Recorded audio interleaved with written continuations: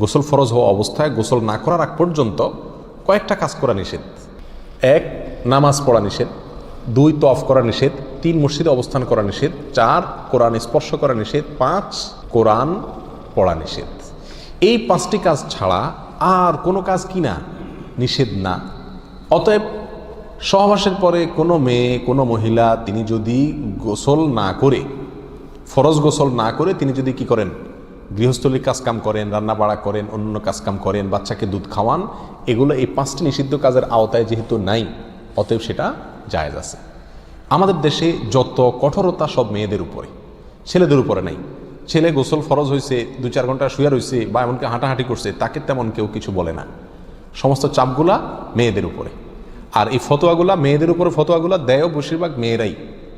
কথার কথা, ননদ আছে, শাশুড়ি আছে বা অন্য কেউ আছে বা জাল আছে, তো তারা খোঁচাইতে শুরু করে যে গোসল না করে বাচ্চাকে দুধ খাওয়াচ্ছে। কোনো বাচ্চা কাঁদতে কাঁদতে মরে যায় কিন্তু দুধ খাওয়ায় না, কেন? কারণ গোসল করে নাই।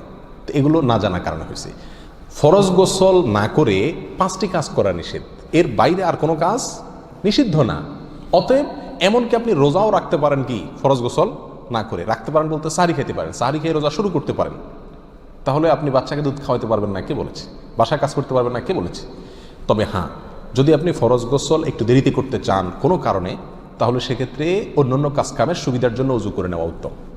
সহিহ মুসলিমের এক হাদিসে আসছে, নবী আলাইহিস সালাম গোসল ফরজ হলে ওই অবস্থায় যদি কেউ ঘুমাইতে চায়, শুয়ে থাকতে চায় অথবা অন্য কোনো কাজ করতে চায়, তাহলে তাকে উজু করে নেওয়ার পরামর্শ দিয়েছেন।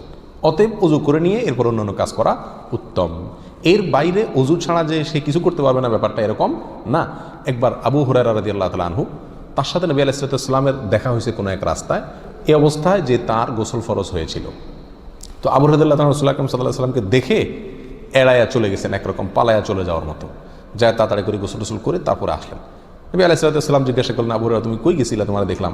বলে, ইয়া রাসূলুল্লাহ, আমার গোসল ফরজ হয়েছিল, তো আমি আপনার সঙ্গে বসবো, সময় দেব, ফরজ গোসল অবস্থায় আমার কাছে জিনিসটা অপছন্দ লাগলো, নাপাক অবস্থায় ভাবে থাক, আপনার সাথে সাক্ষাৎ করব।